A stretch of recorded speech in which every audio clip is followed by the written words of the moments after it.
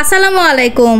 রোজায় ঝাল ঝাল মুরগির তরকারিটা দিয়ে ভাত খেতে কিন্তু আসলে খুব বেশি মজা। আর এই মুরগির তরকারিটা আমি আজকে মুরগিটাকে ফ্রাই করব না, যেহেতু এটা একটা সোনালী মুরগি বা কক মুরগি অনেকেই বলে থাকে। তো এই মুরগিটা কিন্তু আমি ফ্রাই ছাড়াই কষিয়ে তরকারিটা রান্না করব। আর এই তরকারিটা রান্না করার জন্য অবশ্যই পেঁয়াজের পরিমাণটা একটু বেশি লাগবে। আর এটা যত বেশি থিকই হবে তত বেশি ঝোলটা সুন্দর বা ঘন হবে আর খেতেও অনেক বেশি ভালো লাগবে। তো পেঁয়াজটাকে আমি একদম বেরেস্তার মতো ব্রাউন করে নিয়ে তারপরও কিন্তু আমি মশলাগুলো অ্যাড করেছি।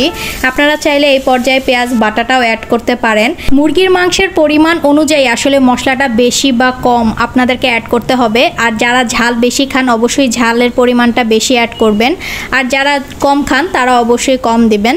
এখানে একটু বুঝে মশলাটাকে দিতে হবে নিজস্ব অনুমান অনুযায়ী। আর যেগুলো একদম শুকনো মশলাগুলো আছে যেমন তেজপাতা, এলাচ, দারচিনি, লং, এই মশলাগুলোও কিন্তু ইউজ করতে হবে যেহেতু এটা মুরগির মাংস।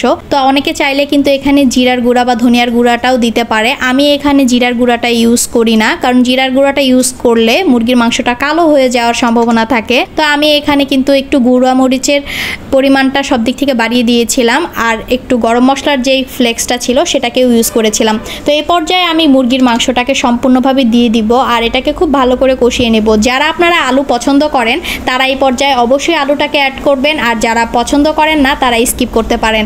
আমি কিন্তু টমেটোর সিজনে সব তরকারিতেই মোটামুটি টমেটোটা অনেক বেশি খেয়ে থাকি, তাই আমি এই পর্যায়ে সুন্দর মতো টমেটোটাকেও অ্যাড করেছি। এই পর্যায়ে আপনারা চাইলে কিন্তু ধনিয়া পাতাটাও অ্যাড করতে পারেন। ধনিয়া পাতাটাও খেতে কিন্তু খুব ভালো লাগে অনেক সময়। তো এখানে আমি তরকারিটাকে খুব ভালো করে কষিয়ে নেব। এদিকে আমার অপশনালে ছিল একটা তাল বেগুন। বেগুনটা দেখতেই পারতেছেন অনেক সুন্দর একটা বেগুন, আর এই বেগুনটার নাম তাল বেগুন। যেহেতু বেগুনটার শেপ তালের মতো তাই এই বেগুনটাকে আঞ্চলিক নাম হিসেবে তাল বেগুন বলা হয়ে থাকে। তো বেগুনটা কিন্তু একটু সাবধানে কাটতে হবে যেহেতু বেগুনটার সাইজটা অনেকটাই বড়। তো আমি বেগুনটাকে ভাজার জন্য বা ফ্রাই করার জন্য কিন্তু কেটে নিচ্ছিলাম, একটু বড় বড় সাইজ করে আমি কেটে নিচ্ছিলাম যেহেতু বেগুন ভাজাটা ফ্রাই খেতে কিন্তু খুবই ভালো লাগে গরম ভাতের সাথে। আর রোজা রেখে রোজা শরীরে কিন্তু ভাজা বা ভর্তা দিয়েও ভাত খেতে খুবই ভালো লাগে, অনেকেই কিন্তু খেয়ে থাকে। তো আমি পর্যায়ে মশলাটা মাখিয়ে নেব বেগুনের গায়ে, তারপরে এটাকে কিন্তু প্রায় 15 মিনিটের জন্য একটু আলাদা করে রেস্টে রাখবো যেহেতু লবণটা বেগুনের গায়ে যাতে ইনস্ট্যান্ট ঢুকতে পারে। সময় না দিলে মশলাটা কিন্তু বেগুনের শরীরে ইন করবে না বা মশলাটা কিন্তু বেগুনের গায়ে লাগবে না, তাই একটু হলেও সময় দিতে হবে। অ্যাটলিস্ট আপনাকে 5 মিনিট হলেও এটাকে কিন্তু রেস্ট হতে দিতে হবে। তো আমি কিন্তু এখানে এতক্ষণে মুরগির যে তরকারিটা আছে সেটাকে একটু দেখে নেব। মুরগির তরকারিটাকে খুব ভালো করে কষিয়ে নিতে হবে যাতে এই মুরগির যে ভাজা একটা ফ্লেভার আছে বা এটার যে টেক্সচারটা আছে সেটা সম্পূর্ণভাবে খুব সুন্দর হয়ে ওঠে। আর এদিকে আমি সালাদ কাটার জন্য টমেটো কেটে নিচ্ছিলাম। টমেটোটাকে আমি আজকে সালাদ হিসেবে খাবো। টমেটোর সিজনে অবশ্যই সবাই কম বেশি অনেক বেশি টমেটো খাওয়ার চেষ্টা করবেন, কারণ একটা টমেটোতে অনেক বেশি পরিমাণের ভিটামিন সি এবং অন্যান্য উপাদানগুলো থেকে থাকে যেটা অন্য কোনো ফলে বা সবজিতে পাওয়া যায় না। তো টমেটোর সিজনে অবশ্যই টমেটোটা কেউ মিস করবেন না, টমেটোটা খাওয়ার চেষ্টা করবেন। ঘরে ছোট কিংবা বড় যে কোনো সদস্যকেই এই টমেটোটা খাওয়ানোর চেষ্টা করবেন সব সময়। তো আমি এখানে কিন্তু ফ্রাই করার জন্য তেল দিয়ে দিচ্ছিলাম কড়াইতে, আর বেগুনগুলোকে আমি এভাবে করে দিয়ে দিলাম। আর এগুলো কিছুক্ষণের মধ্যেই একদম সুন্দরভাবে ফ্রাই হয়ে যাবে। বেগুন যখন ফ্রাই করা হয় তখন কিন্তু খুব সুন্দর একটা স্মেল পাওয়া যায়, যে স্মেলটায় আসলে পুরো বাড়ি আর ঘরটা মম করে। বেগুন একটা ফেভারিট খাবার আমার, আমি খুব মজা করে বেগুনটা খেতে পছন্দ করি। আর বেগুন ফ্রাই হলে তো কোনো কথাই নেই। তো বেগুন ফ্রাইগুলো কিন্তু আমার হয়ে গেছে মোটামুটি।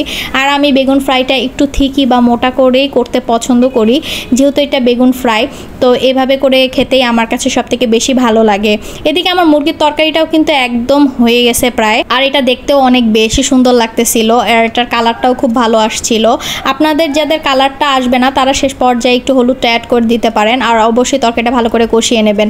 পানির পরিমাপটা যে যার মতো ইচ্ছা অনুযায়ী দিয়ে নিতে পারেন। এখানে আমি সাদা ভাতটাকে বেড়ে নিচ্ছিলাম। সাদা ভাত দিয়ে মুরগির তরকারি, বেগুন ফ্রাই এগুলো খেতে কিন্তু অসম্ভব ধরনের মজা। আর এখানে আমার মুরগির তরকারিটাও একদম হয়ে গেছে, এটাকে আমি কিন্তু একটু বেড়ে নিব।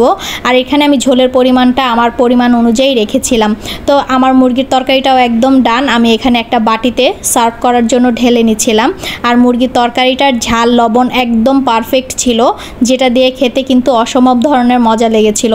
রোজা রেখে ইফতারিতে যারা ভাত খেতে কমফোর্টেবল তারা ইজিলি কিন্তু এই তরকারিটা দিয়ে ভাত খেতে পারবেন বা সালাদ হিসেবে টমেটোটাকেও খেতে পারবেন।